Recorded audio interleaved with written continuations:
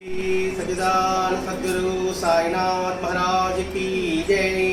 श्री सच्चिदानंद सद्गुरु भरद्वाज महाराज की जय। बुद्धं शरणं गच्छामि, धर्मं शरणं गच्छामि, संघं शरणं गच्छामि। सद्गुरु साईनाथుని యొక్క కృపా కటాక్షాలతో ఆచార్య ఇక్కడ భరద్వాజ మాస్టర్ యొక్క ఆశీస్సులతో నిరంతరం జరుగుతున్న సత్సంగ ప్రక్రియలో భాగంగా ఈరోజు బుద్ధ ధ్యాన హృదయంలోని అంశాలని మాస్టర్ గారు వివరించిన దానిని మన పరిణితి మేరకు వివరించుకుంటున్నాం. బుద్ధ ధ్యానము, బుద్ధుడు అంటేనే జ్ఞానోదయం పొందినవాడు, ప్రకాశించినవాడు. అంటే సిద్ధార్థుడు బుద్ధుడైనాడు అంటే దీన్ని బట్టి ఏంటి, మానవుడు మహనీయుడు అవ్వడానికి అవకాశం ఉంది. దానికి ఏ రాచరికము లేకపోతే ఏ అధికారము అడ్డు లేదు. దేనికి జ్ఞానాన్ని పొందాలంటే అవి అడ్డు కావు అని తెలియజెప్పడమే బుద్ధుని యొక్క జీవిత చరిత్ర. ఇప్పటి వరకు ఈ బుద్ధ ధ్యాన హృదయంలో ఇంచుమించు 4 అధ్యాయాలే కలిసింది.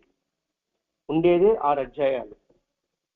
6 అధ్యాయాలంటే అర్షిత్ వర్గాలకి ఒక సూచికగా మనం పెట్టుకుంటున్నాం. ఇప్పుడు 4 పూర్తయినాయి. ఈ 4 అధ్యాయంలో మనం గ్రహించింది ఏమిటి అంటే, సాధన ఏ విధంగా చేసుకోవాలి అనే విధానమే. ఏదైనా ఒక లక్ష్యం ఏర్పరచుకుంటే, దాని గురించి అనుకున్నప్పుడు అది పొందాలి అని అనుకున్నప్పుడు ఏం ఆలోచించాలి? 1, నేను ఎవరు? 2, నాకు సాధనలో అభివృద్ధి సాధించడానికి సహాయపడే వాడెవడు? అంటే నాకు పొందేందుకు మార్గం చూపించేవాడెవడు? 2. 3, అలా సాధన చేస్తే నాకు లభించే ఫలితం ఏమిటి? 4, ఆ సాధన ఏమిటి? 5, ఆ సాధనకి అడ్డేమిటి? ఈ 5 ఆలోచింపజేసిందే ఈ 4 అధ్యాయాల సారాంశం. ఈరోజు అధ్యాయం 5. ఈరోజు చెప్తున్నానంటే, బుద్ధుడు యొక్క సాధన పద్ధతులు మనకు తెలియజేస్తున్నాడు. బుద్ధ ధ్యాన సాధనా పద్ధతులు. ఈ గ్రంథంలో ఈ సాధనా పద్ధతులకి ఏం చెప్పాడు? మొట్టమొదటి నుంచి సృత్యుపు స్థానము అనే 10 సార్లు అనుకుంటున్నాం. ఇక్కడ సృత్యుపు స్థానము అంటే ఏమిటి? ఎందుకంటే ప్రతి ఒక్క సత్సంగంలో మెమరీస్ చేసుకోవాలి, అంటే స్ఫురింప చేసుకోవాలి, అంటే గుర్తు చేసుకోవాలి. ఒకటేం చెప్పాడు? కాయాన పశ్చనం అన్నాడు, అంటే శరీరం మీద ధ్యాస పెట్టు. 2వది ఏం చెప్పాడు? వేదన పశ్చనం అన్నాడు, అంటే భావోద్రేకాల గురించి ధ్యానం అంటే శ్రద్ధని గుర్తించిన అర్థం అండి. 3వది మానసిక స్థితిపై శ్రద్ధ వహించు. 4వది మనో విషయాల పట్ల శ్రద్ధ వహించు. అంటే ఆ పదాలు ఉంది. కాయాన పశ్చనము, వేదాన పశ్చనము, ధర్మాన పశ్చనము, చిత్తాన పశ్చనము అనే పదాలు ఉన్నాయి. వాటి వివరణ: 1, నీ శరీరం మీద ధ్యాస. 2, నీలో వచ్చే భావోద్రేకము, ఆలోచనలు, భావాల మీద ధ్యాస. 3వది నీ మనసుతో ధ్యాస. 4వది మనో విషయాల పట్ల ధ్యాస. దాని ద్వారానే ఇప్పుడు సాధనా మార్గాలు మన ఫలితం పొందగలము. ఈ మార్గాన్ని ఎవరు చెప్పాడంటే, ఉనారాధ అనే సన్యాసి చెప్పాడట బర్మాలో. అతని దగ్గర తీసుకొని దానికి 20వ శతాబ్దంలో ఉనారద మహాతేరా అని తత్వవేత్త ప్రచారాలు తీసుకొచ్చాడు. భరద్వాజ మాస్టర్ గారు 1963 ఫిబ్రవరి 9వ తారీఖున షిరిడీలో ఎటువంటి అనుభూతి పొందాడో, ఆ పొందిన అనుభూతిని ఊరు వాడ పల్లెల్లో ప్రచారం చేసినట్టు స్థాయితత్వాన్ని. ఇక్కడ చెప్పబడిన సాధనా పద్ధతుల్లో వాళ్ళే రూపొందించాడు, అంటే అతనే రూపొందించాడు. అంటే ఇప్పుడు మాస్టర్ గారు మనకి అట్లా ఉదయ ప్రార్థన అందించాడు, బాబా ఏ విధంగా అయితే సూక్తుల ద్వారా మనకి బోధించాడో ఆ విధంగా ఈ ఉనారద మహాతేరానతను ఆ బుద్ధి యొక్క తత్వం, ధ్యాన పద్ధతులను కూడా అందించాడు. సామాన్యంగా ఒక రెండు నెలలు దీనికి సాధన ప్రారంభిస్తారట. అంటే 2 నెలలు క్లాసెస్ మామూలు భాష చెప్పుకుంటాం. ఆ తర్వాత వాళ్ళు స్వతహాగా వాళ్ళు సాధన చేయాలి. 2 నెలలు మనకి చదువు చెప్తారు సార్. అయిన తర్వాత వాళ్ళ ఇంటికి వెళ్ళిపోయి వాడు ప్రాక్టీస్ చేయాలి. అది ఎలా చేయాలంటే అక్కడ పరిస్థితులు అనుకూలంగా ఉంటాయి, టైం టు టైం చేస్తాం. మళ్ళీ మనం లోకల్ ఇంటికి వచ్చిన తర్వాత మనకు ఆ టైం మనకు సాగదు, సరిపోద్దు. ఆ టైంకి మనం చేయలేము కూడా, ఎందుకంటే మన విద్యుత్ ధర్మాలు కొన్ని ఉంటాయి కదా. అప్పుడే చెప్పాడు, మన జీవిత పరిస్థితికి అనుగుణంగా నువ్వు ఏమైతే నేర్చుకున్నావో ఆ విధంగా నువ్వు సాధన కొనసాగించాలి. అంటే ఒక అభ్యాసం చెప్పాడు, అందరిలో భగవంతుని చూడు, రోజు ధ్యానం చెయ్యి అని అక్కడ చెప్పాడు అనుకోండి. రోజు ధ్యానం కూర్చుని అక్కడ ధ్యానం చేసాం మనం 2 నెలలు. మరి ఇక్కడ లౌకిక రోజు రోజు ధ్యానం ఒక దగ్గర కూర్చుంటే మన పనులు అయ్యేది ఎట్లా? అప్పుడే చెప్పాడు, జీవిత పరిస్థితికి అనుగుణంగా. ఇక్కడ ధ్యానం అంటే బుద్ధితో ప్రయాణం సాగించడం. జీవితానికి అనుగుణంగా అంటే నిద్ర లేచిన మొదలు పడుకునేంత వరకు నువ్వు చేసే కార్యకలాపాలంతా కూడా ఎరుగుతో అంటే ఏమిటి? నే చేయ కార్యములన్నీ నీ సేవలు ఎగ్గుగాక. కాబట్టి నేనే పని చేసినా ఆ పనే భగవత్స్వరూపం అనే భావనతో చేసుకుంటుంటే అదే ధ్యానము. ఎవరు ఏది కష్టపడే విధానాలు ఏమి చెప్పరండి, ఏ మహాత్ములు చెప్పరు. వారి పరిస్థితులకు అనుగుణంగా సాధనను మనసుకోమంటాడు. అందుకే మాస్టర్ గారు అంటారు, సాధనకు అనుకూలమైన జీవిత పరిస్థితులు నువ్వు ఏర్పరచుకో. అంటే అది ఉద్యోగం చేసుకుంటావా, వ్యవసాయం చేసుకుంటావా, వ్యాపారం చేసుకుంటావా, అది నీకు అనుగుణంగా సాధనకు మలుచుకో అని మాస్టర్ గారు చెప్పినట్టుగానే వీళ్ళేం చెప్తున్నారు, పరిస్థితికి అనుగుణంగా సాధన నువ్వు కొనసాగించు.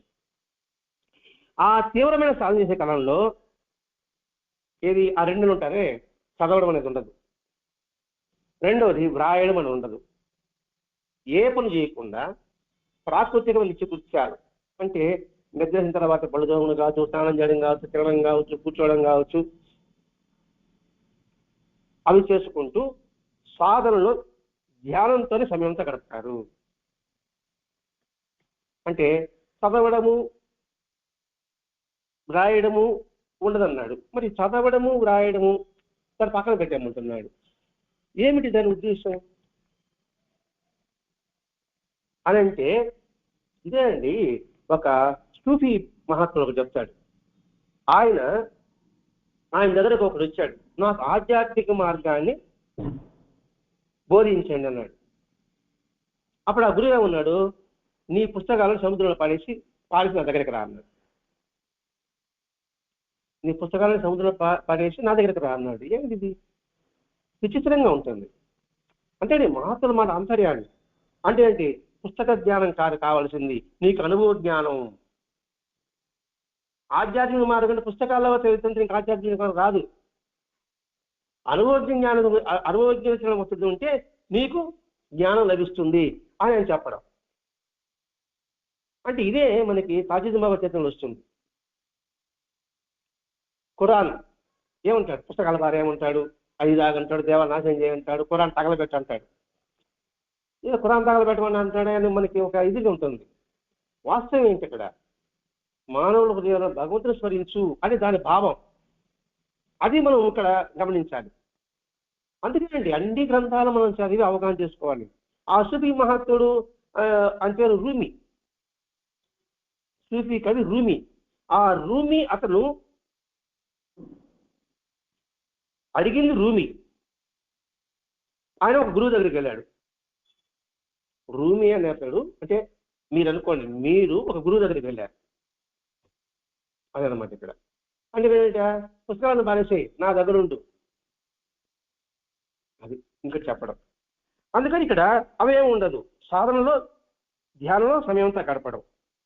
మాట్లాడడం కూడా అత్యవసరమైనప్పుడే మాట్లాడతారు సార్. మిగతా భాష వాళ్ళు మాట్లాడరు. అంటే ఎందుకు మాట్లాడరంటే దీని కూడా ఉందండి. జన్ గురువులకు ఉంటారు, అంటే జైన మతం ఉంటారు కదా సార్, బౌద్ధ మతంలోనే జన్ అని అంటారు సార్ వాళ్ళు. ఆ జన్ గురువు అప్పుడు ఉండేవాడు. ఎప్పుడు దాదాపు 1200 సంవత్సరాల ముందర చైనాలో 1200 సంవత్సరాల ముందర చైనాలో ఒక జన్ అనే గురువు ఉండేవాడు. ఆయన పేరు జోషు జుషిన్. ఆయన ఉపన్యాసాలు చెప్పడు, ఎవరికి బోధించడు. ఆయనతోనే పాటు ఉంటారు. ఆయన నిరంతరం గమనిస్తూ నిశ్చితంగా పరిశీలిస్తూ నేర్చుకోవాల్సిందే. అంటే దక్షిణామూర్తి లాగా. అంటే మనం దక్షిణామూర్తి అంటున్నాం, అన్ని మతాల్లో కూడా దక్షిణామూర్తి సత్వం ఉండేవాళ్ళు ఉన్నారు. అదే కదా సబ్కా మాలిక్ అని చెప్పడం బాబా కూడా. దక్షిణామూర్తి అంటే ఒక హిందువులకే కాదండి, ప్రతి ఒక్క సాంప్రదాయంలో కూడా దక్షిణామూర్తి లాంటి వాళ్ళు ఉన్నారు అని మనం తెలుసుకోవడానికి మాస్టర్ గారు మనం తెలియజేస్తున్నాడు. అతడు ఉపన్యాసాలు ఏర్పాటు చేసి అతను బోధనలు తెలుసుకోవడానికి అసలు ఇదే ఉండదు. ఎవరి దగ్గర? ఆ జోషు జుషిన్ దగ్గర. ఎవరైనా ప్రశ్నించినా సూటిగా అర్థమయ్యేలా సమాధానం చెప్పడం. ఆయన చెప్పేదంటే మర్మంగా ఉంటుంది. ఒకడు వచ్చాడు, కుక్కలో కూడా బుద్ధత్వం ఉంటుందా అని అడిగాడు. జోషు వెంటనే మూ మూ అన్నాడు. ఏం అర్థమవుతుంది సార్? మూ మూ అన్నాడు. అంతేగాని ఉంటుందని చెప్పలేదు, ఉండదని చెప్పలేదు. అసలు ఏమిటి అర్థం ఇస్తాడు? చైనా భాషలో మూ అంటే అన్న, లేకపోతే ఊ అంటే అలవు కాదు, మా వాసి కొమ్మిస్తే ఆ ఊ అన్న శూన్యము, ఖాళీ అని అర్థం ఉంది. ఇప్పుడు కుక్కలో కూడా బుద్ధత్వం ఉందా అంటే అర్థం ఏంటి? శూన్యము అని చెప్పడం అండి. వాస్తవంగా చూస్తే కుక్క బుద్ధుడు వేరని నువ్వు ప్రశ్న వేశావు. రెండు వేరు కాదు, ఉండేది పూర్ణత్వము అని దాని ఉద్దేశం అండి. చాలా స్వచ్ఛంగా చెప్పాలి సార్. ఏమన్నా కుక్కలో బుద్ధత్వం అని అన్నాడు అంటే కుక్క వేరు, బుద్ధత్వం వేరు, అడిగేవాడి నేను వేరు అని దాని అర్థం. ఏం చెప్పాడు? మూ అన్నాడు. మూ అంటే ఏమిటి? శూన్యము, పూర్ణము. అడిగేవాడు లేడు, పదార్థము లేదు, ఇక్కడ బుద్ధత్వం అనే స్థితి లేదు, ఉన్నదంతా ఒకటే అని. అప్పుడేమవుతుంది? కుక్కలో కూడా ఆ బుద్ధత్వం ఉందని మనం ఇక్కడ గ్రహించాలి. ఈ మాట భగవద్గీతలో ఉందా లేదా? శునకంలోను, ఆ శునకం మాంసం తినేవాడిలోను జ్ఞానులు ఒకే తత్వాన్ని చూస్తారని భగవద్గీత చెప్పిందా లేదా? అదే కదా ఈ జోషరసం చెప్పింది. దాన్ని భగవద్గీతలో పూర్ణం అన్నారు, లేకపోతే బ్రహ్మం అన్నారు. అదే బౌద్ధ మతం ఏముంటుంది? శూన్యం అంటుంది. పదాలు వేరు సార్, ఒకటే.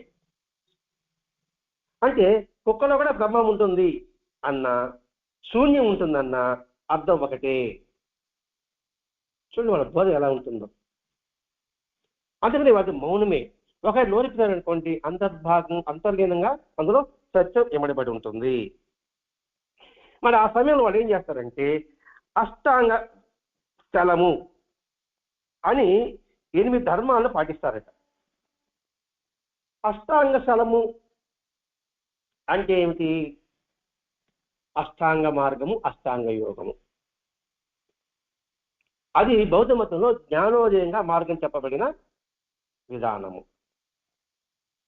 అష్టాంగ మార్గము సమైక్య దృష్టి. మనం పరిశీలించుకుంటున్నాం, గుర్తు చేసుకోవాలి సార్.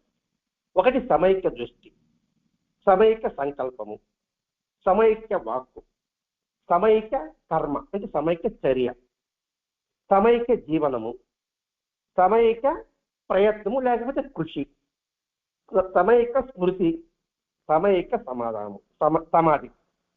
సమైక్య అంటే సరైనది అర్థం సార్. ఈ మార్గాన్ని వారు అభ్యసించేవారు. ఇంకోటి ఏమిటి? అష్టాంగ యోగం ఎవరు రాసింది? పతంజల మహర్షి. ఈ పతంజల మహర్షి యమము, నియమము, ఆసనము, ప్రాణాయామము, ప్రత్యాహారము, ధారణ, ధ్యానము, సమాధి, ఈ మనం అనేక పద్ధతులు వివరించుకున్నప్పటికీ కూడా దాని భావాన్ని గ్రహించడం మనం ప్రయత్నం చేద్దాం.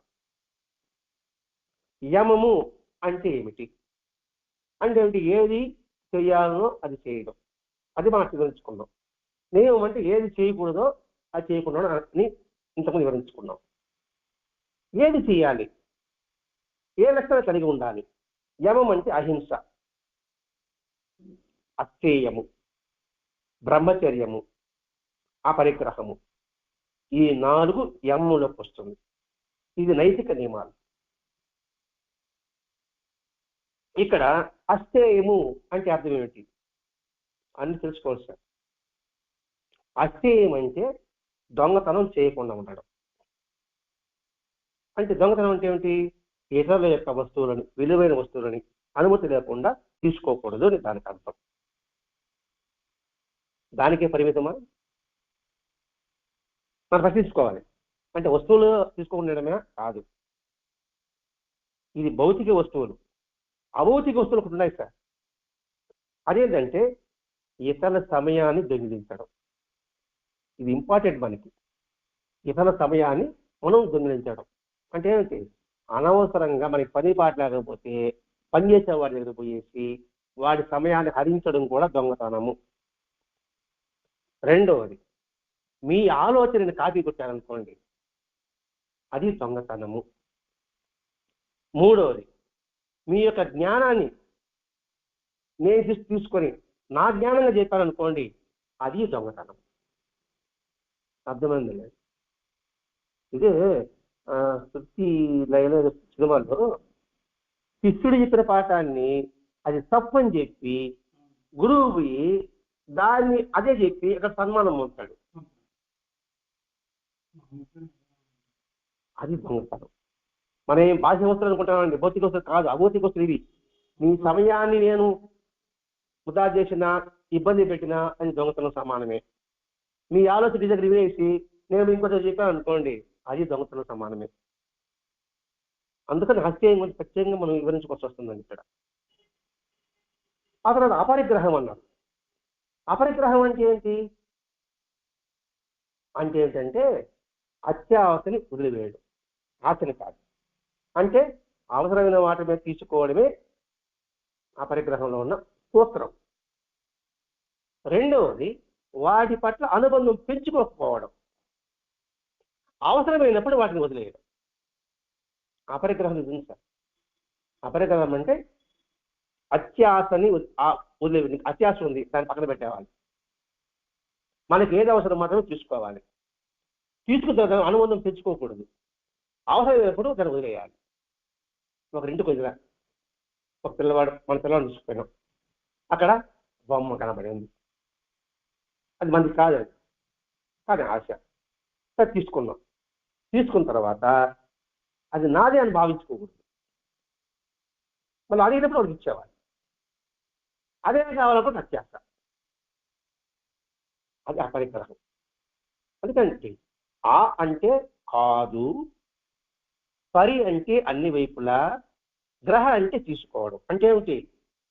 మనము పట్టుకోవడం కాదు, తీసుకోవడం కాదు. అంటే అనుబంధం పెట్టుకోకూడదు, మనకి కాదు తీసుకోకూడదు. ఇది కేవలం వస్తువులకే కాదు, ఆలోచనలు, ఇతర విషయాలపై కూడా అనుబంధాన్ని వదులుకోవడానికి సూచిస్తుంది. మన భావన కదండి, అంటే అటాచ్మెంట్. ఈ సారాంశం ఏమిటి? ఒక యోగి కావచ్చు, లేకపోతే ఒక ఆధ్యాత్మిక సాధన కావచ్చు, మన ఉన్నత మార్గానికి ఆటంకం కలిగించే ఆస్తులని, అంటే భౌతికమైన అభౌతికమైన విషయాలని వదులుకోవాలని సూచిస్తుంది. ఈ అపరిగ్రహంలో ఇంతటి సూక్ష్మం దాగి ఉంది సార్. మన అపరిగ్రహం అంటే వదిలేస్తాం చూడండి, అష్టేయం అపరిగ్రహం ఉందో. రెండవది నియమం చెప్పాడు. నియమం అంటే శౌచ్యం, అంతఃశౌచ్యము, బాహ్య శౌచ్యము. నిరంతరము సంతోషంగా ఉండు, సంతోష పెట్టు, సంతోషంలో ప్రయాణం సాగించు. మూడోది తపస్సు, తపన కలిగి ఉండు. స్వాధ్యాయం, అన్ని గ్రంథాలు చదువు. ఈశ్వర ప్రణిధానం, నువ్వు ఏ పని చేసినా పరమేశ్వరార్పణమస్తు అని నియమం పెట్టుకో. ఇంకా ఆసనం అంటే శరీర భంగిములు, ప్రాణాయామం అంటే ఉచ్ఛ్వాసను గమనించడము, ప్రత్యాహారం అంటే ఇంద్రియాలను నిగ్రహించడము, ధారణ అంటే నువ్వు ఏదేది పెట్టుకున్నావో దాన్ని ఏకాగ్రత సాధించడము, ఇంకా ధ్యానం అంటే చెప్పుకున్నాం, ది అంటే బుద్ధి ప్రయాణం సాగించడం అంటే లోతైన ధ్యానం చేయడం, సమాధి అంటే పరమాత్మ లీనం కావడం అంటే సమ ఆది అనేది పట్ల సమత్వం కలిగి ఉండడం. ఇవి అష్టకలశాలు అన్నానండి. అంటే ఇక చెప్పిన ఉంది అష్టాంగ శలం అన్నానండి. అష్టాంగ శలమే అష్టాంగ యోగము, అష్టాంగ మార్గము. ఇవి అభ్యసించు. ఆ 8 ధర్మాల్ని ఏది ఈ 2 నెలల్లో మౌనంగా ఉండాలి, పుస్తకాలు చదవడం కాదు, ఆ తర్వాత వ్రాయడం కాదు. మధ్యాహ్నం 12 గంటల సమయంలో ఘనమైన ఆహారము, పాలు మొదలగు ద్రవాహారం తీసుకోకూడదు. అంటే అరుగుదల కానివి, ఎక్కువ తినడానికి మత్తుగా ఉంటుంది. అందుకని మధ్యాహ్నం పూట తీసుకో. ఎవరికి వాళ్ళు చెప్పుకున్నానండి, బుద్ధ ధ్యాన సాధనా పద్ధతులకి. నువ్వు సాధన చేయాలనుకున్నా నువ్వు ఇటువంటి పద్ధతులు ఆచరించు. ఇది ఇంత విపులంగా రాసినప్పటికీ అనుభవజ్ఞుడైన గురువు దగ్గర లేకపోతే నీకు పరిపాకం రాదు. మరి ఈ గ్రంథం ఎందుకు రాశారు అని ప్రశ్న వస్తుంది. అటువంటి గురువు దొరకనప్పుడు ఈ గ్రంథం నీకు సహాయపడుతుంది. సహాయపడుతున్నాడే కన్నా మాస్టర్ గారు ఇక్కడ ఇదే నేను ఉన్నత తీసుకుపోదని చెప్పలేదండి. కొండ ఎక్కడానికి ఒకటి చేయి పట్టుకు లాగడానికి వాడు లేడు, ఒక కర్ర పోతాం మనకి. ఆ కర్ర లాంటిదే ఈ గ్రంథం. సాధకుడు ఆరంభం నుంచే స్వానుభవం మీద ఆధారపడి సాధన చేయడం నిత్య అవసరము. అంటే ఏంటి, వాడి అనుభవం మీదే నువ్వు సాధన చేయి. ఒకటి చెప్తే కాదు. నేను పారాయణ కావచ్చు, లేదా బాబా దగ్గరికి వెళ్ళడం, లేదా ఏ దేవుని ఆలోచించుకోవచ్చా, నీకు ఒక సొంత అనుభవం ఉంటుంది, దాన్ని గట్టిగా పట్టుకో. ఇతరు చెప్పిన మాట వినొద్దు. ఇది బాబా దగ్గర వస్తుంది కదండి. బాబా ప్రయాణం అవుతాడు, ఒకటేమంటే ఏదో స్టేషన్ మధ్య చెప్తాడు. అప్పుడు బాబా దగ్గరకు వస్తాడు. బాబా దగ్గరకు వస్తే బాబా అన్నాడు, శ్యామ 24 మంచి మాట చెప్పాలి అంటాడు. అప్పుడు శ్యామ ఏమంటాడో, నీ అనుభవాన్ని నించి ఇతరుల బట్టి పట్టించుకోవద్దు అంటాడు కదండి. బుద్ధుడిగా దాన్ని చెప్పేదే బాబా చెప్తున్నాడండి. అందుకు సాయిలాంత గ్రంథం అది కానీ మన ఇంట్లో ఉంటే అన్ని గ్రంథాలు ఉన్నట్టు. అన్ని గ్రంథాలు ఉండి బాబా చేత లేకపోతే ఏమీ లేదండి అని మాస్టర్ గారు చెప్పేవారు. కాబట్టి తనకు తానే చూడ నేర్చుకోవాలి. దీన్ని ఉద్దరి ఆత్మాత్మానం అన్నాడు కృష్ణ. దీనిని ఏమన్నాడు, ఉద్దరే ఆత్మాత్మానం, ఎవరికి కూడా ఉద్ధరించుకోవాలన్నాడు. దీనికి కూడా ఉందండి. ఆ జన్ గురువు జోసెఫ్ చెప్పుకున్నాం కదండి, అతడు దారిలో వెళుతూ ఒక ఊబిలో దిగబడిపోయాడు, అంటే పడిపోయాడు. నన్ను కాపాడండి, కాపాడండి, రక్షించండి, నన్ను లేపండి, లేపండి అంటున్నాడు. ఆ సమీపంలో అవుతున్నాడు ఒక శిష్యుడు. వెళ్ళిన తర్వాత చూస్తానే పరుపురుగు వచ్చాడు, అంటే గురువు గారు పడిపోయాడు అనేసి. నన్ను లేపండి, లేపండి అంటున్నాడు దేవుడు గురువు గారు. వెంటనే అతడేం చేశాడు శిష్యుడు, అతను పక్కన పడుకున్నాడు. ఎవరు గురువు పక్కన పడుకున్నాడు. మనకు వింతగా ఉంది ఇదే. గురువుగారు పడిపోయాడు, లేవండి, లేపండి, లేపండి అంటున్నాడు. లేపకుండా ఆయన పక్కన పడుకున్నాడు. అప్పుడు ఈ జోషకుడు అంటాడు నవ్వుతూ పైకి లేచి, శబాష్, నా బోధని నువ్వు బాగా గ్రహించావు, నువ్వు తెలివైన శిష్యుడివి, నిన్ను చూసి సంతోషిస్తున్నాను. ఏంటి అర్థం చూడండి, అంతర్లీనంగా దాగి ఉంటుందండి సత్యం. దాన్ని చెప్తున్నాడు, ఎవరైనా పడిపోతే వారు తమ స్వస్థితిలో లేచి నిలబడాలి. ఎవరు పతనమయ్యారో వారే స్వయం శక్తితో తమను తాము ఉద్ధరించుకోవాలి. అంతే తప్ప ఇతరుల మీద ఆధారపడకూడదు. చక్కగా ఉందండి. ఇదే కదా ఉద్ధరి ఆత్మాత్మానం, ఆత్మను ఆత్మనే ఉద్ధరించుకోవాలి అంటూ భగవద్గీతలో కృష్ణ పరమాత్మ ఇదే కదా చెప్పాడు. మనం ఏంటి అంటే ఎందుకు ఆ ప్రయత్నం, ఆయన పోతాడు ఆయనతో పాటు పోతాం అనిపిస్తారు. ఇప్పుడు చూడండి, మీరు ఒక నాయకుడు, మీరు బాగా పలుకుబడి సంపాదించారు, నేను మీతోనే ఉంటా, అది కాదు. నేను నాయకుడు అవ్వాలి, అర్థం ఉంటున్నా, మీ లక్షణాలు నేను పుడికి పుచ్చుకోవాలి. అంతేగాని ఎవరు చేస్తారని చెప్పేసి ఆయనతోనే తిరిగి అనుకోండి, ఫలితం ఉండదు. అదండి దీని అర్థం. అలా కాకుండా అందుకే కదా వ్యక్తి పూజను ఎందుకు నిర్మించారు? రాముడు కానీ, కృష్ణుడు కానీ, బుద్ధుడు కానీ, బాబా కానీ, మాస్టర్ గారి కూడా వ్యక్తి పూజ కదా కావాల్సింది. ఆ వ్యక్తిలోని వ్యక్తిత్వాన్ని నువ్వు గ్రహించు, నువ్వు ఉన్నత ఆటోగ్రాఫ్ తీసుకుంటాను కాదు, ఆటోగ్రాఫ్ ఏ స్థాయికి నువ్వు ఎదగాలి. స్కూల్కి వెళ్తున్నావు, పిల్లలకి ఏదో 4 మాట మంచి మాట చెప్తున్నావు, అప్పుడు వాళ్ళకి ఏం చెప్తున్నాము? మీరు వినడం కాదు, మీరు చెప్పే స్థాయికి మీరు రావాలంటే మీరు బాగా చదువుకోవాలి, చదువుకుని మీరు ఒక పెద్ద ఉద్యోగం సంపాదించాలి, మీ స్కూల్కి మీరు చీఫ్ గెస్ట్ అవ్వాలి. అర్థమైంది అనుకుంటున్నా, అది సద్దినార్థం. నిజంగా ఆ జన్ గురువు, ఆ జోషి కావచ్చు, భగవద్గీత చెప్పిన శాస్త్రం కావచ్చు, బాబా చెప్పింది కావచ్చు, అన్నీ సరిగానే ఉంటుంది. అంతేకాకుండా తొందరగా అనమాట, నాకు అనుభవాలు కావాలి అనుకుంటాం. అలా ఎదురు చూడకూడదు. నీ విధానం ఏదో, నీ సిద్ధాంతం ఏదో, దానిని నువ్వు పట్టుకుని నువ్వు ప్రయాణం సాగిస్తూ ఉండు అభ్యాసం ద్వారా. ఆ అభ్యాసం ఏమండి? స్మృతి అంటే ఏంటి? నిరంతరం ఎరుక కలిగి ఉండు, ఏకాగ్రత కలిగి ఉండు, నిష్ఠతో ఉండు, స్మరిస్తూ ఉండు, గుర్తు తెచ్చుకుంటూ ఉండు అని చెప్పడం అండి. అది అంతవరకు తనకు అవగతం కాని అంశాలను, ఈ స్మృతి ఆ లక్ష్యాలని, పెట్టుకున్న వస్తువులని సంబంధించినవి వీడు గుర్తించడం ఆరంభిస్తుంటాడు. ఎప్పుడైతే ఎరుక కలిగి ఉంటాడో, చక్కని అరే మన ధ్యేయం ఇది కదా, ఏంది ఈ లౌకిక మన భ్రాంతిలో పడేస్తుంది అని గుర్తు తెచ్చుకోవడమే స్మృతి. ఎప్పుడైతే నువ్వు గుర్తుపెట్టుకుంటావో నీ అనుభవమే అతనికి గురువై ముందుకు తీసుకుపోగలదు.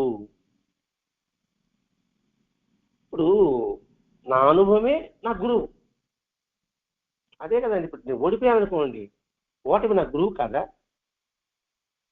అంతే కదా. గెలిచాననుకోండి, అది నా గురువు కాదా? మరి గెలిచావు, గెలిచే పరిమితం కాకూడదు. ఈ గెలుపు ఇప్పుడే మొదలు, ఇదే నాంది, ఇంకా నువ్వు కరగాలి అని నా అనుభవం చెప్పిందో లేదా? అదండి ఇక్కడ. కాబట్టి నా అనుభవమే నా గురువు, వేరే వాడు చెప్పేది మాత్రం అది కాదు. అందుకని ఎప్పుడైతే నా అనుభవమే నా గురువు అనుకో, అదే నన్ను ముందు తీసుకెళ్తుంది.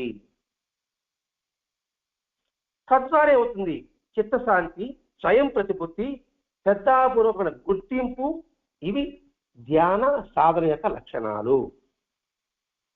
చిత్తశాంతి అనుకుంటే చిత్తశాంతి అంటే మనసు ప్రశాంతంగా ఉండడం, ఇట్లే అనుకుంటాం మనం. ఇంకా లోతున అర్థం కూడా మనం చూడాలి కదండి. మనం పైన చూసుకుంటే ఎట్లా? చిత్తం అంటే మనస్సు, శాంతి అంటే ఆందోళన లేని స్థితి శాంతి. శాంతి అంటే ఆందోళన లేని స్థితి శాంతి. దాన్నే ప్రశాంతత అంటారు. శాంతికి నిర్వచనం ప్రశాంతత అంటాం. ప్రశాంతత ఎలా వస్తుంది? ఆందోళన లేని స్థితి ఏది ఉంటుందో అది ప్రశాంతత. మరి దీనికి ఏమైనా మార్పును ఆలోచిస్తున్నామా? నాకు శాంతి కావాలి, ప్రశాంతత కావాలి అని అనుకుంటున్నాం. దానికైనా మార్గం ఏమైనా ఆలోచిస్తున్నామా? అది మనకమే ప్రశ్నించుకోవాలి. వేసుకుంటే దీనికి కొందరు ధ్యానం చేయండి అంటారు, కొందరు యోగం చేయండి అంటారు. అంటారు కదండి, బుద్ధి కదా, ధ్యాన కేంద్రం ఉంది కదా, మీకు మనశాంతి కావాలన్నా ధ్యానం చేయి అంటారు. ధ్యానము, యోగము, సాధన కన్నా కూడా అవి మనం చేయలేం. ఎందుకంటే అతూధరణ స్థిరత ఏర్పడినట్టుగా ఉంటుంది, కానీ మళ్ళీ బయట తింటారా మళ్ళా మామూలే. అందుకు మనకి సాయినాథుడు కావచ్చు, బుద్ధుడు కావచ్చు, ఏ మహాత్ములైన కావచ్చు, చెప్పింది ఒకటే మాట, సులభమైన సాధన చెప్పారండి. ఏంటంటే మంచి పనులు చేయి, ఇతరులకు సహాయం చేయి, నీ మనసు ఎందుకు శాంతి ప్రశాంతంగా ఉందో ఆలోచించు. మంచి పనులు చేయి, ఇతరులకు సహాయం చేయి.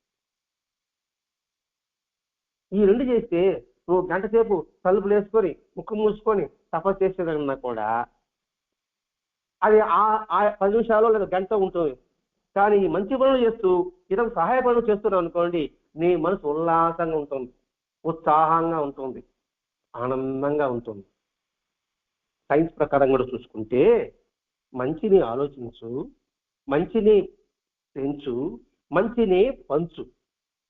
ఇలా చేసినప్పుడు మన బాడీలో, మన శరీరంలో సెరోటినిన్ అనే హార్మోన్లు ఉత్పత్తి అవుతాయి.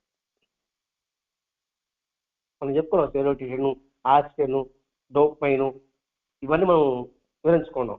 ఇందులో సెరోటినిన్ ఎప్పుడు ఇతరులకి సహాయపడము, మంచి పనులు చేస్తే మన శరీరంలో సెరోటినిన్ హార్మోన్లు ఉత్పత్తమైతే మనసు శాంతంగా ఉంటుంది, ఆనందంగా ఉంటుంది.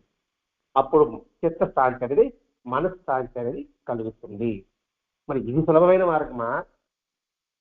లేదు జపమాల తిప్పుకోవడమో, కళ్ళు మూసుకోవడమో, ఇల్లు వారిని పెట్టి అక్కడ గదిలో కూర్చోవడమో, ఆ ధ్యానము యోగం చేసుకోవడం సులభమా? అదండి బాబాల ప్రత్యేకత, మాస్టర్లో ఉన్న ప్రత్యేక విశిష్టత కూడా. అలా చేసినప్పుడు ఇది సాధన యొక్క లక్షణాలు. కనుక నిజమైన గురువు శిష్యుని పట్ల మిత భాషి ఉంటాడు. మాట్లాడు, నిజమైన గురువు ఊరికే మాట్లాడాడు. అందుకే ఇంతకుముందు చెప్పుకున్నాం, ఏం మాట్లాడు, మూ అని చెప్పాడు. ఇప్పుడు భరద్వాజ మాస్టర్ గారు కూడా మౌనంగా బృందావనంలో కూర్చున్నాడు. తన గ్రంథాలంతా తన ఒడిలో పెట్టుకున్నాడు. మనందరూ గ్రహించాడు. ఎందుకు మిత భాషగా ఉంటాడు అని అంటే, ఎన్ని చెప్పినా వాడికి ఎక్కదు, వినాలని అనుకుంటూనే ఉంటాడు, విని దాన్ని గ్రహించాడు. ఒక మాట వదిలాడు అనుకోండి, వాడు ఆలోచిస్తాడు, ఏంటి గురువు గారు ఒకటి వదిలేసి గమనం వేశాడే, మళ్ళీ అడిగి చెప్పలేదే అంటే దీని గురించి ఆలోచించమని కాబోలు. అందుకనే ఇప్పుడు మాస్టర్ గారి గురించి కాదు, బాబా గురించి కావచ్చు, ఊరికి అనుభవాలు చెప్పుకుంటా ఉంటే ఏం ఉపయోగం అండి? దాని గురించి ఆలోచించం. అందుకు నిజమైన గురువు మిత భాష ఉంటాడు. తన గొప్పతనంతో వారిని ఆకర్షించి శిష్యునిగా చేసుకోవాలని ప్రయత్నించాడు. ఎందుకు ప్రయత్నించే వాడికి అడ్డం, ఎవరి గురువు గారికి అడ్డం. ఇప్పుడు జనాలు తిరిగారు అనుకోండి, వీడే సాధన చేస్తాడు, వీడు వాళ్ళ సమాధానం చెప్పడం సరిపోతుంది. అందుకని వాళ్ళు దూరంగా ఉండడానికి ప్రయత్నం చేస్తారు. జనసంతానంలో కడుగు పెట్టడానికి వారు ఇష్టపడరు. రాకాడి బాబా కావచ్చు, సాయినాథుడు కావచ్చు, బుద్ధుడు కావచ్చు, వెంకటేశ్వరం కావచ్చు, మనకు తెలిసిన వాళ్ళు చెవటమ్మ కావచ్చు, జనాలకు దూరంగా ఉండడానికి ప్రయత్నం చేస్తారు. ఎందుకంటే వారి సాధన కుంటుపడిపోతుంది. వారి సాధన కుంటుపడిపోవడం కాకుండా మీరు సాధన చేశాడు, మీకు సమయం చాలు, అర్థమైంది అనుకుంటాను. ఆ దగ్గరికి వస్తున్నారు అనుకోండి, మీకు మీరే సాధన చేయగలుగుతారు మీరు. అందుకని జన ఆకర్షణ వారికి పనికిరాదు. అందుకే వాళ్ళకి లోక వాసన ఉండదు, శాస్త్ర వాసన ఉండదు, దేహ వాసన ఉండదు. అటువంటి వాడే నిజమైన గురువు. ఇది అవలంబించేటప్పుడు నాకు అనుభవం రాలేదే అని ఎదురు చూడకూడదు. వాళ్ళకి వచ్చిన అనుభవం నాకు ఆ అనుభవం రాలేదే అని ఎదురు చూడకూడదు. ఎదురు చూసామనుకోండి, నీ ధ్యాస దాని మీద ఉంటుంది, సాధన మీద ఉండదు. రమణమఠ దగ్గరికి వచ్చి నేను త్యాగలాగా, అన్నమయ్యలాగా వాడి తరించి చాలా ఉంది అని అడుగుతుంది. అప్పుడు ఆయన అమ్మ చెప్పాడు, వాడు తరించి పాడాడు. నీకు తరించాలని ఉంది, నీ ధ్యాస దాని మీద ఉంది. నేను పాడుతున్నా, మీరందరూ ఇష్టపడుతున్నారా లేదా, భగవంతుడు ఇష్టపడుతున్నాడా లేదా అనే ధ్యాస నీకు ఉంటుంది. తరించి పాడామనుకోండి, సంపద ఎక్కువ ఉంటుంది. కాబట్టి ముందు నువ్వు దీని ప్రాక్టీస్ ఫౌండేషన్ బాగా పెట్టుకో. అది చెప్తాం. మన అనుభవాలకు ఎదురు చూస్తాం, ఇంత చేస్తున్నాను, నాకేం అనుభవం రాలేదే, నాకు బాబా కల్లా కనబడలేదే, మాస్టర్ రాలేదే, వాళ్ళకి కనబడ్డాడే, వాళ్ళకి చెప్పాడే, నాకెందుకు కనబడలేదు. ఇది ఎదురు చూడడం. ఎదురు చూడడం వల్ల ఆందోళన ఉంటుంది, వేచి చూడడం వల్ల ఆనందం ఉంటుంది. అందుకని ఇక్కడ ఎదురు చూడకూడదు, భావోద్రేకమైన తృప్తిని ఆశించకూడదు. అంటే దేవుడి దగ్గరికి వస్తే ఆవేశవచ్చు, కన్నీళ్ళు పెట్టుకోవడం, ఇది చాలే అని అనుకోబాక. మూడవది, ఆరంభంలో సాధన చేసినప్పుడు నేను సాధన చేస్తే ఊహలో తెలుపు పక్క నేను పక్క సాధన చేశాను, నేను అక్కడికి వెళ్ళాను, చుట్టూ ధ్యానం చేశారు, వీళ్ళు అక్కడ ఉంటుంది, ఇలా జరుగుతుందేమో అదేంటి వాళ్ళకి ముందు రాళ్ళు విసిరేయడం, ఇంకేం పడతాయి చేపలు అక్కడ. కాబట్టి ఊహలో తెలుపు పక్క ఈ మూడు మనకు అలవాటు అండి. మా నాన్న పదం వాడేసుకున్నాం ఇక్కడ. అనుభవాలకు ఎదురు చూడడం కావచ్చు, ఏదో భావోద్వేగ తృప్తి కాస్త కళ్ళు బాగుంది తెప్పించవచ్చు. రెండవది మూడవది ఊహలో తెలుపడం కావచ్చు. తొందరగా ఫలితాలని ప్రాకులాడమాట. వాడికి వచ్చింది నాకు రాలేదు, వాడికి వచ్చింది నాకు అనుకోబాక. ఆ పాకులాటంలో దానికే ఉంటాం. దానికి మనం చాలా ఉదాహరణ చెప్పుకున్నాం. ఒక ముని తపస్సు చేస్తున్నాడు, దాన్ని నారదవతి పోతున్నాడు, ఒక మాటలు పోతున్నాడు. ఎక్కడికి పోతున్నా అంటే విష్ణు దగ్గరికి పోతాను అన్నాడు. నేను నాకు ఎప్పుడు మోక్షం వస్తుంది అని కనుక్కోరా అన్నాడు. అక్కడే కూడా అడిగివాడు ఉన్నాడు ఒకడు. ఆయన అడిగాడు, నన్ను నేను కూడా అడతాను చెప్పేసి, స్వామి నాకెప్పుడు ముక్తి వస్తుంది అని అడగమని చెప్పి ఆ అడవిలో కూడా అడిగాడు. పోయిన వస్తా అంటే వాడికన్నా ముందు ఈ ముని పరిగించాడు. ఏం చెప్పాడు నీకు 2 జన్మల్లో ముక్తి వస్తుందని చెప్పాడు. 2 జన్మలా అని కొలబడ్డాడు. వీడైతే ఈ చెట్టు ఆకులు రాలిపోతే నీకు ముక్తి వస్తుంది అన్నాడు. ఎగిరి గంటేశాడు. అంటే నాకు ఎప్పుడైనా ముక్తి వస్తుంది. వీడ ఎదురు చూసినాడు అనమాట, నిరాశపడ్డాడు. కాబట్టి ఇక్కడ ఏం చెప్తున్నాడు, ప్రాపులాడబాక. నీకు ఏమైతే చెప్పారో స్థిర బుద్ధితో శక్తివచన లేకుండా సంపూర్ణంగా ప్రయత్నించు. అదే మన సత్రంగా చెప్పుకున్నాం. బుద్ధుడు చెప్పింది ఏం చెప్పాడు, నాయన 2 నియమాలు పాటించిన నాయన. ఒకటి సాధన ప్రారంభించు, దాన్ని కొనసాగించు, అంతేగాని ఎదురు చూడు బాక. దీనికి మనకి కుందేలు చాబీల కథ చెప్పుకున్నాం. పోటీ వచ్చింది, కుందేలేమో నిద్రపోయింది, చాబేలేమో ఆగిందా, ప్రారంభించింది, సాధన కంటిన్యూ చేసింది, విజయం సాధించింది. అది చెప్తున్నాను ఇక్కడ. కాబట్టి ఇక్కడ ఆరంభంలో అనుష్ఠించడమే తన యొక్క ప్రథమ లక్ష్యంగా పెట్టుకో. అనుష్ఠించడం అంటే ఆచరించడము, అది లక్ష్యం కావాలి. ఈ ఆచరణలో సత్ఫలితం వస్తుందా రాదా దాని ఆ ఆలోచనే నీలోంచి పక్కన తీసేసి, ఈ సాధన యొక్క ప్రాశస్త్యము విలువ నీకే అనుభవం అవుతుంది. బలం కంటికి కనబడదు. నేను సన్నగానే ఉన్నా, బతికిస్తున్నా. ఇంతకుముందు 25 కిలోలు పోస్తా ఉన్నా, కంటికి కనబడదు. ఈ సాధన చేయగా అంటే యోగాభ్యాసం చేయకుండా లేదా జిమ్కి వెళ్ళగా పక్కన 50 కిలోలు ఎత్తున్నా. బలం కంటికి కనబడదు, సన్నగానే ఉంటా. బలం ఎక్కడుంది? అలాగే ఈ ప్రాశస్త్య విలువ నీకే అనుభవం కాగలదు. దీనిని లోచూపు అని అంటారు. ఇక్కడ లోచూపు అంటే ఏమిటి? అశాశ్వతము, దుఃఖము, అనాత్మ అనేవి నీకు బాగా అవగతం అవుతుంది అని చెప్పడం అండి.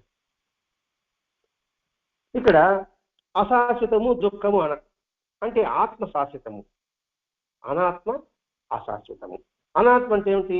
శరీరము, మనస్సు, ఇంద్రియాలు. ఇంకా దుఃఖం గురించి తెలుసు, ఇంకా మనం చూసే అన్నీ కూడా అశాశ్వతమని తెలుసు. కాబట్టి ఇక్కడ ఆ లోచూపుతో సంపూర్ణంగా అభ్యసించగలగడమే మన లక్ష్యం కావాలి. ఈ ప్రక్రియ తత్వాన్ని అంతకంతకు నిశ్చితంగా గుర్తించుకుంటూ రావాలి. ఏకాగ్రతని బలపరుచుకోవాలని మన లక్ష్యం కావాలి. ఇది బుద్ధ ధ్యాన సాధనా పద్ధతులండి. ఈ పవిత్ర స్థితులు కలిస్తే నీకు మోక్షం ప్రాప్తిస్తుంది. మోక్షం అంటే ఏంటి? విడుదల. ముక్తి అన్న విడుదల అంటే దేని మెట్ల విడుదల? దుఃఖం నుంచి విడుదల, అశాశ్వతం నుంచి విడుదల, అజ్ఞానం నుంచి విడుదల. దానివల్ల ఏమొస్తుంది? ఆనందం కలుగుతుంది. అందుకని మోక్షం అంటే మనం పరమానందం చెప్పుకున్నాం, ముక్తి అంటే సంతృప్తి అని చెప్పుకున్నాం. అంటే ఇక్కడ బుద్ధుడు చెప్పిన సాధనా పద్ధతిలో ఆచరిస్తే నీకు ఇది కలుగుతుంది. ఈ ప్రగతిని సప్త విశుద్ధ అనబడు 7 స్థాయిల పారిశుద్ధ్యాల ద్వారా దొరుకుతుంది. 7 పారిశుద్ధ్యం అంటే ఏంటి? విశుద్ధి అనే పదం వాడాడు కదండి. ఇక్కడ విశుద్ధి అంటే పవిత్రత, సత్యత, శుద్ధీకరణ. శుద్ధి, విశుద్ధి అంటే ఏంటి? విష అంటే మలినము, శుద్ధి అంటే మలినాన్ని తీసివేయడము. ఇక్కడ సప్త విశుద్ధి అంటే 7 మలినాలను తీసే ప్రక్రియ ఒకటి ఉంది. ఏమిటి ఆ 7? మనం ఎందుకు చెప్పుకున్నాం? మనసుతో భగవంతుని ధ్యానించు, చేతులతో భగవంతుని పూజించు, కాళ్ళతో భగవంతుని దగ్గరికి వెళ్ళు, కళ్ళుతో భగవంతుని చూడు, చెవులతో భగవంతుని నామాన్ని విను, మాటతో భగవంతుని పలుకు, నీ శిరస్సుని భగవంతుని పాదాల మీద ఉంచు. 7 వచ్చాయి కదండి. ఒకటేమో మనసు చెప్పుకున్నాం, రెండేమో కాళ్ళు, చేతులు, కళ్ళు, నోరు, చెవులు, శిరస్సు. వీటి ద్వారా నీకు పారిశుద్ధ్యం జరుగుతుంది, అంటే క్లీనింగ్ అవుతుంది. ఈ 7 విశుద్ధ కార్యక్రమాల్లో మనకు ఉదయ ప్రార్థన ఉంది. ఉదయ ప్రార్థన లేదు, ఏం లేదు సార్. ఉదయ ప్రార్థన మనకి మహోన్నతమైన ఒక వేద గ్రంథం అది, ఆ 4 పేజీలు. మరి ఈ 7 విశుద్ధ కార్యక్రమాలు మన ఉదయ ప్రార్థన ఉందా లేదా? అప్పుడేం చేయాలి? ఇది చేయాలంటే నువ్వు సిట్టింగ్ పొజిషన్, కూర్చోవడం, నువ్వు సరైన విధానంలో కూర్చో. ఆసనం అంటే ఆసనం ఎలా ఉండాలి? ఇది గట్టిగా బిగుసుగుంటుగా ఉండకూడదు, నిటారు కూర్చొని ఉండడం. బట్టలు కూడా గట్టిగా బిగించుకోకుండా ఉండడం, మెడ భుజాలు నిటారుగా కూర్చోవడం. అంటే ఏమిటి? ఏదో గట్టి ప్రయత్నంతో కూర్చోవడం కాదు, సహజంగా కూర్చో. ఒక వాక్యం చెప్పాలంటే సహజంగా కూర్చో. ఆహారము మితాహారం తీసుకో, ఎంత అవసరమో అంతే తీసుకో. అందుకే అంటారండి, 4 భాగాలు పట్టయితే 3 భాగాలు, 2 భాగాలు ఆహారము, 1 భాగం నీళ్లు, 1 భాగం ఖాళీ. అది బట్టి ఆరోగ్యవంతంగా ఉంటారు. అంటే ఆహార విషయంలో కూడా రాగుండు, పుష్టికరమే తీసుకో. చెత్తంతా కడుపులు వేయబాక. ఆపిల్ పండు కాదు, జామకాయ శ్రేష్టం. చూడండి, ఇక్కడ ఎందులో పౌష్టికాహారం ఉంటుందో గ్రహించు. కాబట్టి ఆహార విషయంలో అలా ఉండు. మరి నీ మనోవైఖరి ఎలా ఉండాలి? బుద్ధం శరణం గచ్ఛామి, ధర్మం శరణం గచ్ఛామి, సంఘం శరణం గచ్ఛామి అని భావయుక్తంగా ఉచ్చరించు. ఇది ధ్యానం లక్ష్యక మహోన్నతమైనది. అంటే ఏంటి? బుద్ధిని యందు, ధర్మం యందు, సంఘం యందు నీవు ఆ ధర్మం ముందు విశ్వాసాన్ని కలిగి ఉండు. అలా నీ మనోవైఖరిని ఆ విధంగా మలుచుకో. ఈ విశ్వాసం ఉంటే అటువంటి సామర్థ్యం మనలోనే ఉందని ఎరుక కలిగి ఉండు. ఎప్పుడైతే ఎరుక కలిగి ఉంటావో అది నీకు సంతోషాన్ని ఇస్తుంది. అది నీలోనే ఉందనే సంగతి నీకు అర్థమవుతుంది. అప్పుడు నీకు ప్రశాంతత కలుగుతుంది. కాబట్టి ఈ జన్మలోనే జ్ఞానాన్ని పొందాలన్న నిశ్చయంతో నువ్వు సాధన ప్రారంభించు. ఇప్పుడే రావాలంటే, ఎప్పుడో కాదు, నాకు ఇప్పుడే రావాలి.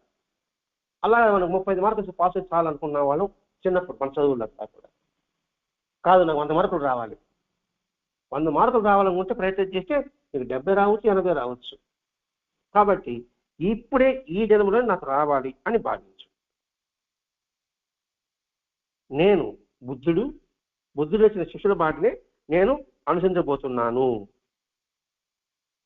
అని సంకల్పించు. సంకల్పం ఉంటే నింగే నీదవుతుంది. అర్థమవుతుందా? సంకల్పం ఉంటే నింగే నీదవుతుంది, ఆకాశం మీద అయిపోతుంది అంతే. సంకల్పం ఉండాలి. ఆ సంకల్పం ఉంటే సాధించలేదంటే ఏదీ ఉండదు. దానికి ఉదాహరణ ఏకలవ్యుడు. ధ్రువుడు, వీళ్ళిద్దరు తీసుకుందాం. కాబట్టి సంకల్ప శక్తి నిన్ను ఉన్నతమైన స్థాయి అని చెప్తూ సోమరులు ఈ మార్గాన్ని అనుసరించలేరు చెప్పేశారండి. సోమరులు ఈ మార్గాన్ని అనుసరించలేరు. కాబట్టి నా ప్రయత్నము, నా శక్తి జయమగుగాక, నాకు జయమగుగాక అన్న తలంపుతో నువ్వు సాధన ప్రారంభించు. నాకు దైవం కాక, నా శక్తి దైవం కాక అనేది ఉదయ ప్రార్థన లేదా? లేదు సార్. నా మాటల నీవు, నా ఆటల నీవు, నా చేతల నీవు, నా తలంపుల నీవు, నా జీవితం అంతయు నీ పరముగా చేయవే తండ్రి. నాకు జయం అనే పదం అందులోనే ఉంది సార్. ఇంతటి భావాన్ని ఈరోజు మనకి భరద్వాజ మాస్టర్ గారు అందించారు. కులంకుశంగా ఇది సాధనా పద్ధతులే. మరి ఈ సాధనా పద్ధతిలో నా ఆంతర్యం ఏమిటి అని మనం ఒక్కసారి కనుక తిరిగి చేసుకుంటే అష్టాంగ మార్గము, అష్టాంగ యోగము, తద్వారా చిత్తశాంతి. ఆ చిత్తశాంతికి ఏమిటి అనుకున్నాము? సూచ్యపు స్థానాన్ని నువ్వు నిరంతరము గుర్తించుకొని చెప్పాము. గుర్తించిన తర్వాత సరైన గురువు ఏం చేస్తాడు? మౌనంగానే ఉంటాడు. దానికి జోష్ అనే గురువు సంగతి మనం చెప్పుకున్నాము. రెండవది ఖురాన్ తగలబెట్టాను దానికి నీ పుస్తకాలన్నీ పక్కన బారే, అనుభవ గురువు దగ్గర నువ్వు కూర్చో. దక్షిణామూర్తి దగ్గర కూర్చుంటే మౌనంతోనే ఏ విధంగా అయితే తనక సన్మానాలు ఆయనకి బోధ గ్రహించారో మనము కూడా అది గ్రహించవచ్చు. అందుకే బాబా నిశ్చలంగా కూర్చో, అవసరమైతే నేను చేస్తా. బాబా చేతులు ఏం లేదండి, అసలు నిశ్చలంగా కూర్చో, అవసరమైతే నేను చేస్తా అంటే దాని అర్థం ఏంటి? గమనం కూర్చోమని కాదు, ఎదురు చూడబాక, వేచి ఉంది. నిశ్చలంగా కూర్చో అంటే ఏంటి? ఈ ప్రపంచమంతా కూడా చుట్టూ కూడా నిశ్చలత్వంతో గమనించు. అచలం కాపా, నిశ్చలంగా అచలం కూర్చో, చలించబాక, నీకు అవసరం ఏం చేస్తాను అనే అంశమే ఈరోజు ఈ బుద్ధ ధ్యాన హృదయం ద్వారా భరద్వాజ మాస్టర్ గారికి మనం ఇచ్చిన సత్యాన్ని మనం గ్రహించి ఈ సాధనా పద్ధతిలో మనము కూడా కొంతమేర కొంత అలవించుకోవడానికి మనం ప్రయత్నం చేద్దాం. భక్తి सच्चिदानंद सद्गुरु साईनाथ महाराज की जय। श्री सच्चिदानंद सद्गुरु भरद्वाज महाराज की जय। बुद्धं शरणं गच्छामि, धर्मं शरणं गच्छामि, संघं शरणं